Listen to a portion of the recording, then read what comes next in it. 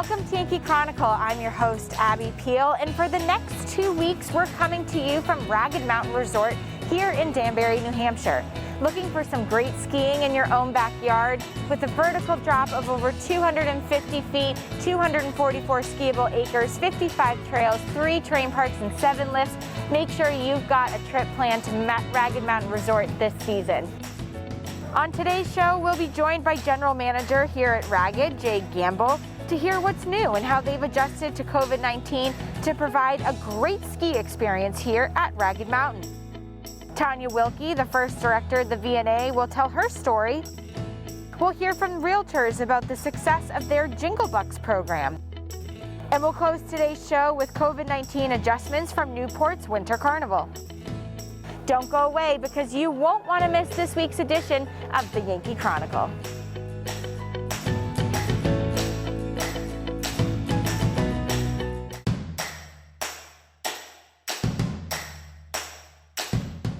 Welcome back to Yankee Chronicle. I'm your host, Abby Peel, coming to you from Ragged Mountain Resort here in Danbury. And we're now joined by Jay Gamble, who's the general manager here. Hi, Jay. Hi, Abby. Welcome. Thanks for having us. Welcome to beautiful Ragged Mountain. We love it here, and we're very interested to hear how things are going this year, obviously being a little unusual due to the COVID-19 pandemic. So give us the report. Well, let's talk about the most important things. The skiing is very good. We like that. We have had to make a lot of adjustments this year for COVID. The state of New Hampshire published guidance for the ski area's reopening plans. And within those reopening guidelines, there are a lot of protocols we have to follow. We're doing mandatory face mask per the guidelines for our staff and for all guests. The only times that you would not be wearing a face mask are when you're actually skiing or riding down the slopes, or if you're seated and eating. Gotcha.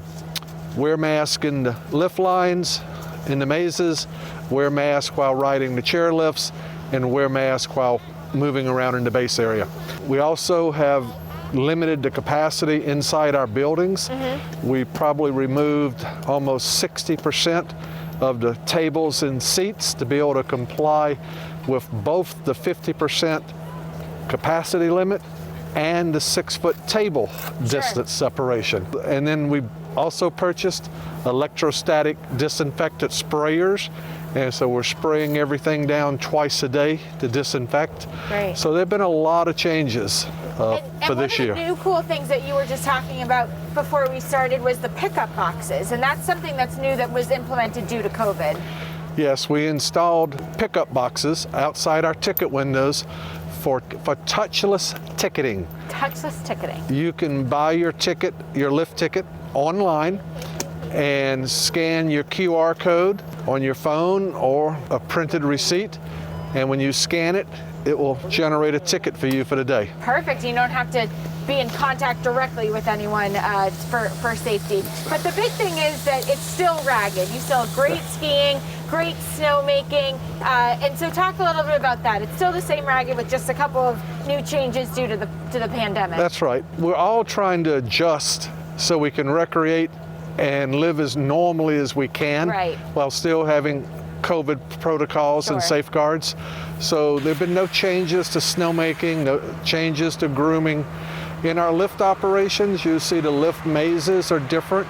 There are ghost lanes between the regular lanes to separate the lanes. Chair loading is different. There are protocols by the state of New Hampshire for chair loading. There has to be at least one empty seat on a chair seat between unrelated parties. So overall, the skiing is what we're trying to have be as normal as any year in the past. That's perfect. Come enjoy being outdoors. And talk a little bit about people who want to try skiing and snowboarding. Talk about your learning center here. It's really fantastic, and there are so many different ways to try. You could try the magic carpet or a chairlift, but really for someone to come and try skiing or snowboarding to see if they even like it. We have numerous Learn to Ski programs, and perhaps the most famous one is our BB Wood free Learn to Ski and Ride program. And that's for people who've never ever skied or snowboarded before. It's a Monday through Thursday program this year, and it's 3 lessons. and it includes your Lower Mountain lift ticket, your equipment rentals, and your lesson. And give it a try. And give it a try, and it's a 3-lesson program. If you take all 3 lessons, you're a graduate. Ooh, and then we have a great deal for a season pass for the rest of the year, so you can stay involved and also get discounts on lessons. Amazing. So start skiing, learn to love it, you have a lot of fun. And then we have also children's programs, adventure camp, private lessons, group lessons. So the Learning Center still is in full operation, but again, with COVID protocols, we've had to change some programs, and all that information's on our website. Amazing. So the big part is come to Ragged, couple different changes, but it's still the same great mountain, and you're ready to welcome all guests this year. Yes, we are. Jay, thanks so much for having us, being our host for 2 weeks and talking with me. Thank you very much. Thank you. Lots going on here at Ragged Mountain. Don't let the season slip away without a visit to this family skiing jewel in Danbury, New Hampshire. When we come back, we start a series looking at the history of the Lake Sunapee region V&A and hospice. But first, these words from the good folks that make our show possible.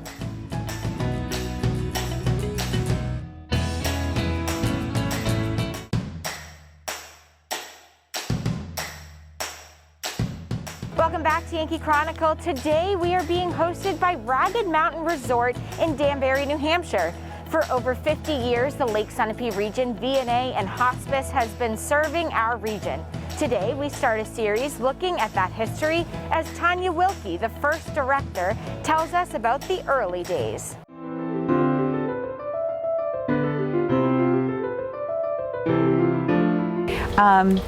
I was 23 years old when I was hired as the first Director of Professional Services for the Kearsarge Visiting Nurse Association. The funny part was the only person I was directing was myself and one other part-time staff nurse. In 1975, the Kearsarge Visiting Nurse Association was only 5 years old, and they had an operating budget of $17,000, $10,000 of which was my salary, and I was absolutely thrilled with it, and $7,000 was split between the part-time staff nurse and medical supplies. We were very fortunate to be rent-free here at New London Hospital. We had a very small office space. Well, I quickly fell in love with home care. There is an expression, you will never work a day in your life if you love what you are doing. I had found my passion and I was making it happen. It was the best way to practice nursing, which was visiting clients in their own home environment, where they wanted to be.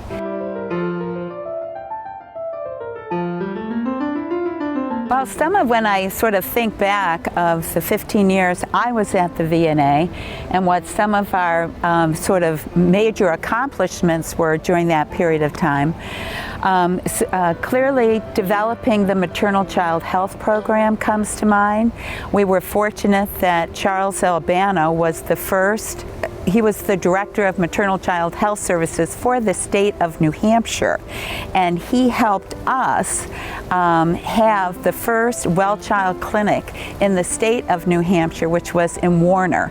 And we then had well child clinics throughout the areas that we covered, providing pediatric services.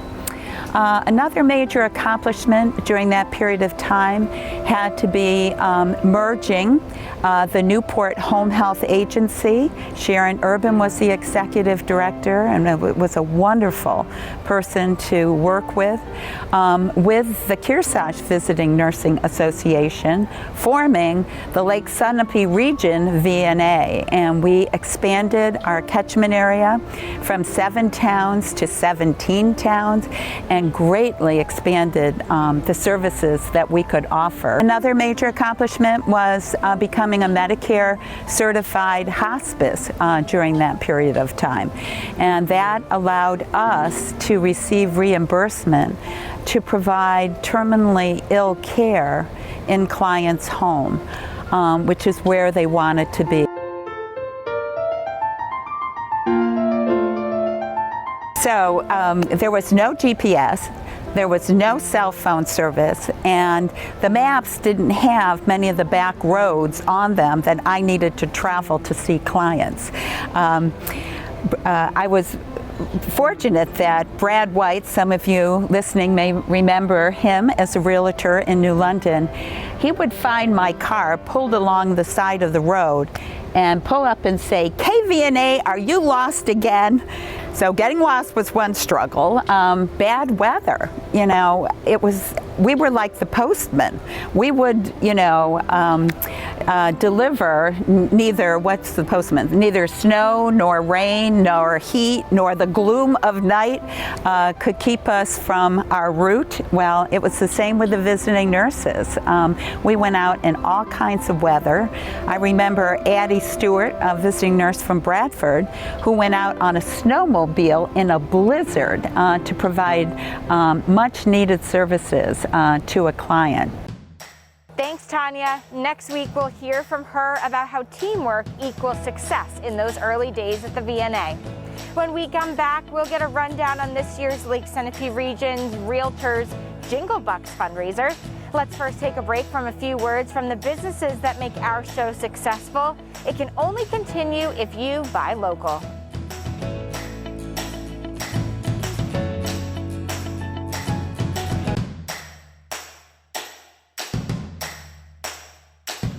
Welcome back. I'm Abby Peel, your host this week, coming to you from Ragged Mountain Ski Resort here in Danbury, a ski destination that has something for everyone in the family. Now let's hear from Ann Maria Pell from the Lake Sunapee Region Board of Realtors.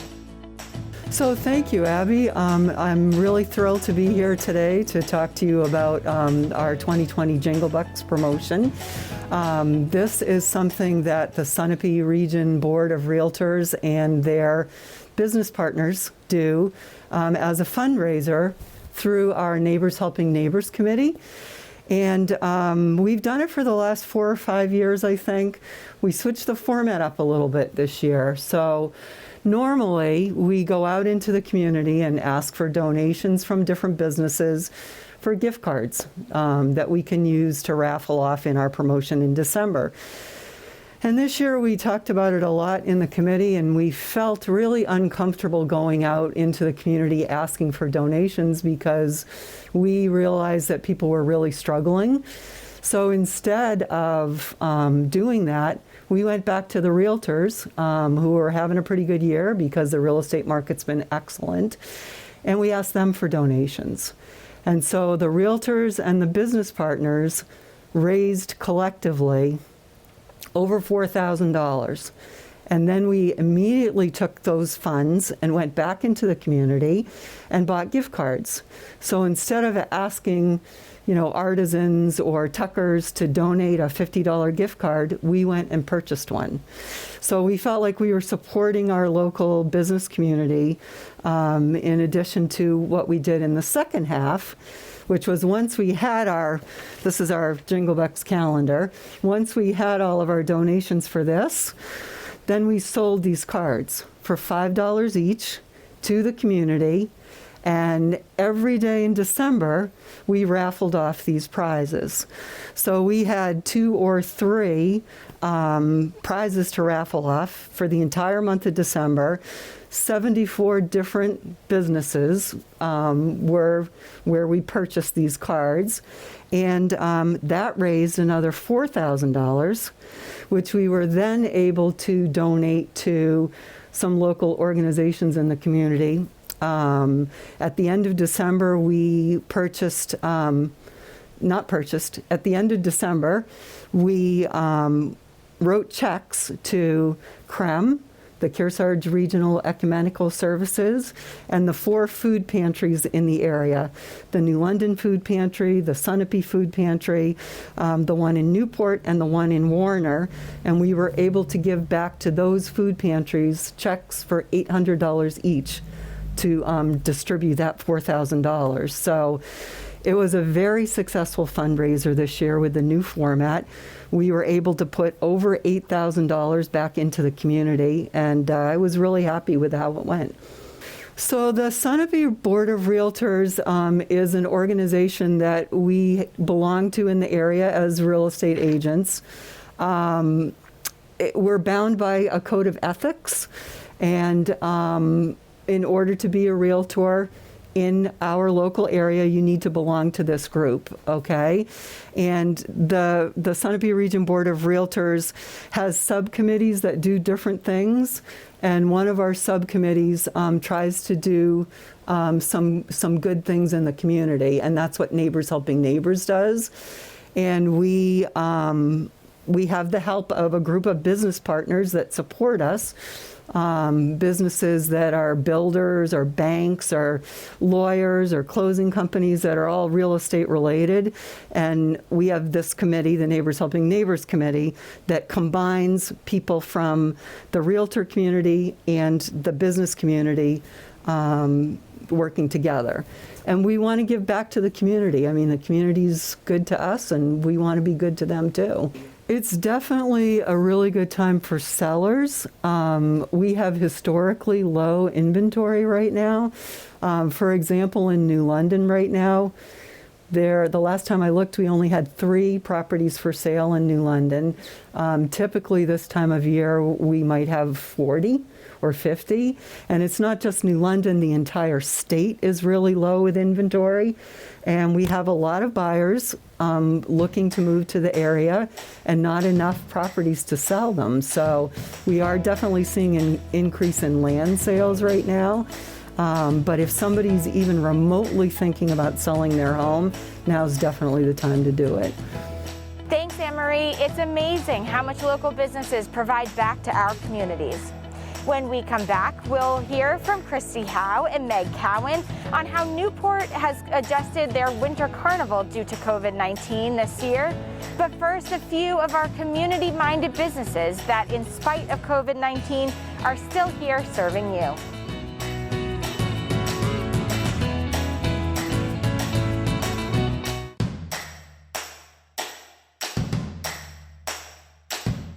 Welcome back to our show. We're coming to you from the finely groomed trails of Ragged Mountain Resort here in Danbury. The challenges of the COVID-19 pandemic are being met throughout the region.